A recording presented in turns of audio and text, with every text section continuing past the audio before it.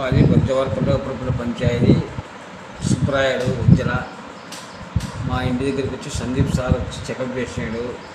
Cancer సంబంధంగా నోటికి ఏదైనా ఉందని చూసి చెప్పడంతో ఆ కడపకు రాయిచ్చాడు హాస్పిటల్కు. అక్కడ పోతే అన్ని డాక్టర్లు పరీక్ష చేశారు. 10 డాక్టర్లు ఉన్నారు. నీకు నోటి క్యాన్సర్ అయితే లేదు, ఈ సిగరెట్ ఇవి తాగడం వలన నీకు రావచ్చు, మానుకోమని చెప్పారు. నేను మానుకున్నాను. నాకు ఇప్పుడు ఆరోగ్యం బాగుంది, నోరు నాలుగు కానీ అన్నీ బాగున్నాయి. వాళ్ళు చెకప్ చేసేటన్ని చేశారు.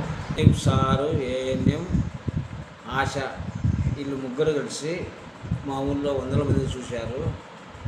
పంపించారు కడపకు హాస్పిటల్కు. అక్కడ నాతో పాటు వాళ్ళందరికీ కూడా బాగైంది. 100 మందికి కూడా బాగుంది.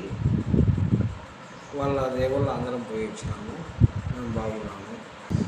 నేను సిగరెట్లు మానుకున్నా, గుట్కాలు మానుకున్నా, ప్రజలు కూడా మానుకున్నారు. దీనివల్లనే క్యాన్సరు ఈ జబ్బులు వస్తున్నాయి. తాగేదాని వల్ల ఈ గుట్కాలు సిగరెట్ వేసేదన్న నేను మానుకున్నాను. నేను బాగున్నా, మీరు బాగున్నారు. మానుకొని మీరు బాగుంటారు. ఊళ్ళో అందరికీ ఉపయోగపడుతుంది. ఒకప్పుడు ఉండే హాస్పిటల్ అందరికీ సహకరించింది. నాకు కూడా సహకరించింది. ఆయన అన్నీ చేశాడు సందీప్ సారు.